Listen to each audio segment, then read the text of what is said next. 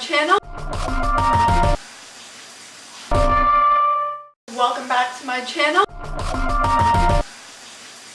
I am doing a What's Up Wednesday, and it's going to be the Goodreads book tag.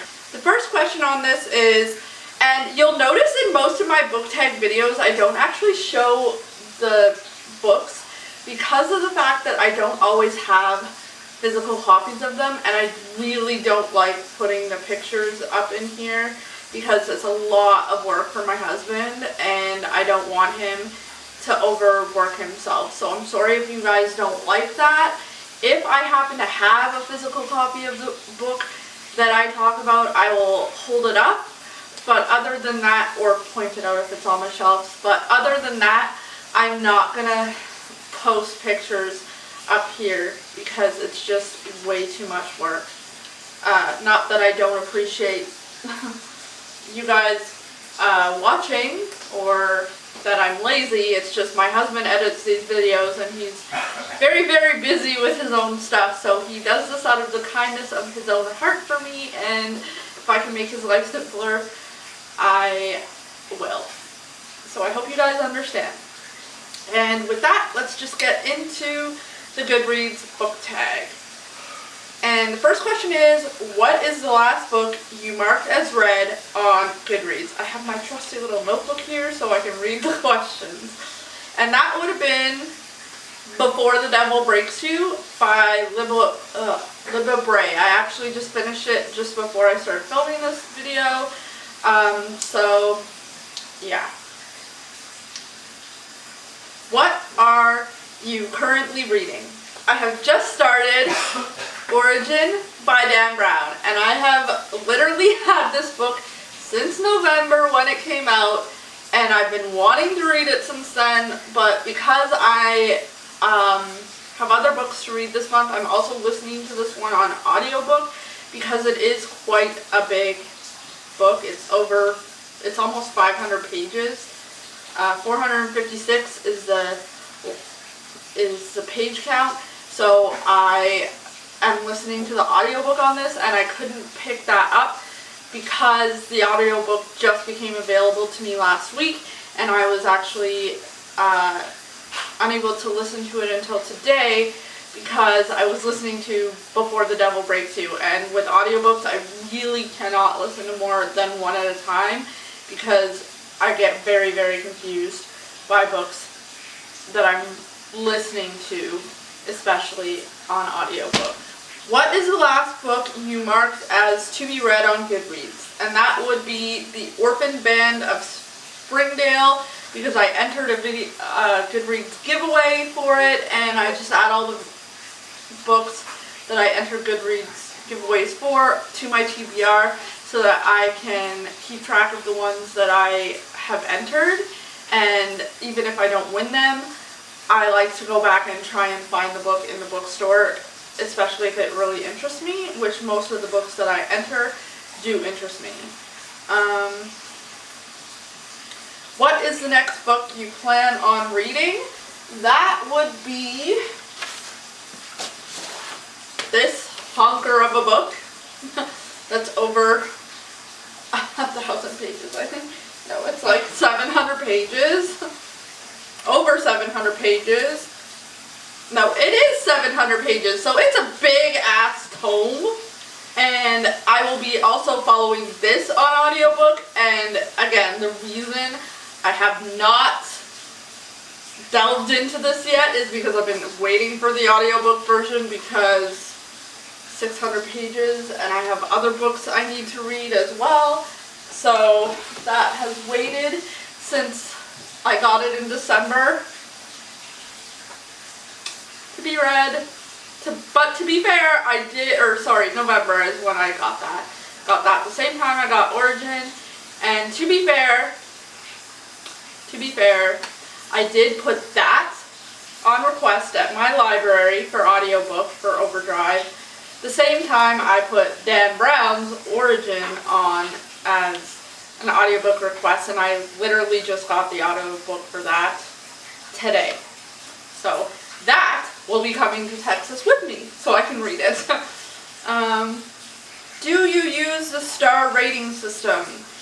Why, yes I do, and my average rating over 311 books is 4.45. So there are not many books that I rate under 4 stars.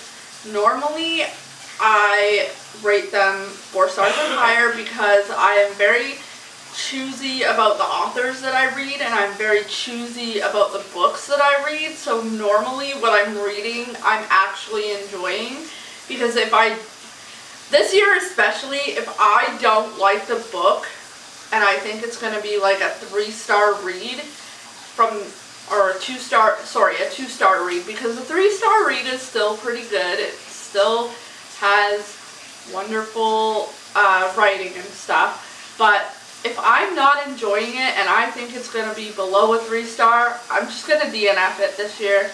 I don't want to waste time on books that I'm not enjoying unless, I just don't want to do it. I'm not interested and I don't care that much. And I'm sorry to all of the people who are like, well, if it's a 2-star book, you should still read it and you should still finish it.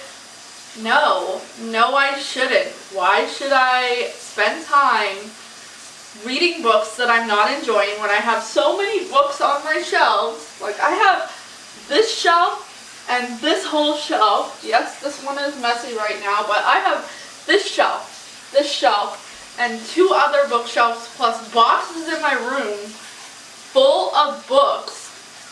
And like 50% of them I haven't read yet. So I have like over 8,000 books on my shelves and in boxes and in my storage unit that I haven't read yet, that I could be enjoying, to waste time on 1 and 2-star books. And I'm just not going to do it because there's no point.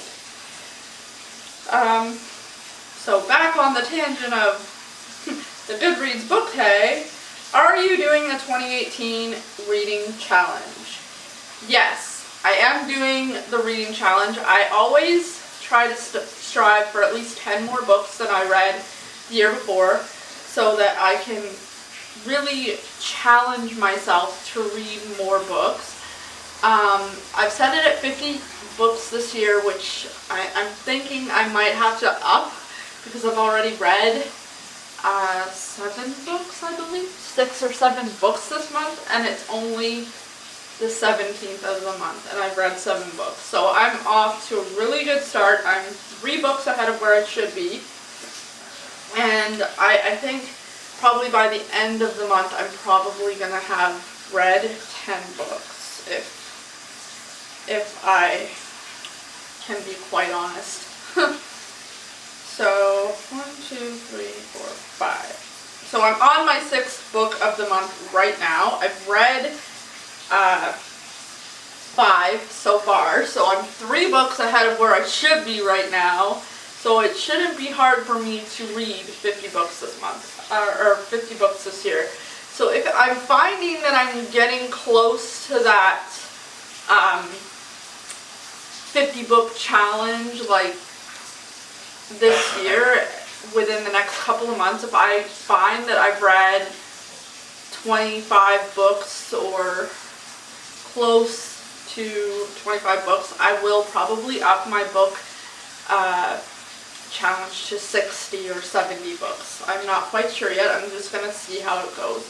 But I have a feeling I'm going to end up having to up my challenge. Or I may not up my challenge. I may just leave it at 50 and see how many books I go past that original 50, and then set that as my goal for next year, or like 10 above that, because that gives me a better picture of where my reading is at.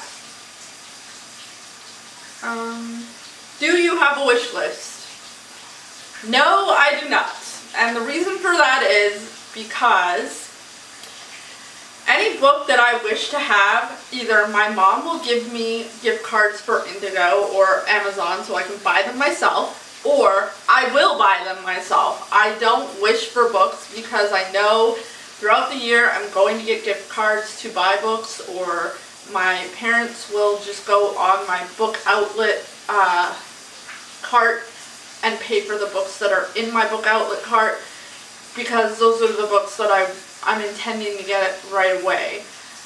So no, I don't really have a wish list. I have a list of books that I'm going to read and anticipate buying this year. That's my wish list, I guess. What book do you plan on buying next? I don't know. I do believe the next, I don't want to spoil this for my last of the month, but I just got Batman Nightwalker, and I do believe the third book in that series is coming out in March or May. Let me just check that. So I'll probably end up buying that. But really, I can't really tell you what I'm anticipating buying next because I have no clue. I oftentimes will go into a bookstore and just buy books on a whim. I don't really plan out the books that I'm intending to buy next because, I don't know, I just don't. Batman Nightwalker. Oh yeah, Catwoman Soul Stealer comes out in August, so I'm pretty sure I'll be buying books before then. So yeah, I have no idea. Probably though, if I had to say a book that I'm intending to buy right away, it'll probably be Stephen King's next book, Eye of the Dragon, which just came out in December, I think it was, and I think he has one coming out this year as well. So Eye of the Dragon and Strange Weather by Joe Hill are on my top two, which when we go to Texas, I'm going to try to buy at half price books if they have it, which who knows. So the last question is, who are your favorite authors? I've already mentioned one, Stephen King. He is my auto-buy author. I love Stephen King. I've read so many Stephen King. I just love him. He's such a good author. Dan Brown, Jodi Picoult. I'm going to say something here, and I'm probably going to get a lot of flack for this, but you people who have been saying Jodi Picoult or Picoult or Picoult, you're saying her name wrong. Her last name is Picoult. It's French. It's the LT on the end of it is silent. So just keep that in mind. Every time I see a video with her name in it, it irritates me so much because you're saying her name. And I just love Jodi Picoult. She writes some of the best contemporary fiction I've ever read. The first book that got me onto Jodi Picoult was Harvesting the Heart, which is a book about a mother who experiences like postpartum depression, and she doesn't think she can be a mom because her own mom walked out on her, and etc., etc. And it just really resonated with me, and my sister bought that for me, and I honestly fell in love with that book for many reasons, personal wise, and ever since then I've read almost every book Jodi has ever put out. My Sister's Keeper, 19 Minutes, The Lake House, just a ton of her books, pretty much all of them. And John Grisham. Love John Grisham. I actually just finished one of his books before Christmas, and I'm going to read El Camino Island when I'm on my, when I'm in Texas, because I have it on my e-reader. I don't have a physical copy, so I'm going to read that while I'm in Texas. So, with that, I thank you for watching this video. Sorry about my short rant about Jodie Picoult's name. And I hope to see you again in my next video. Bye!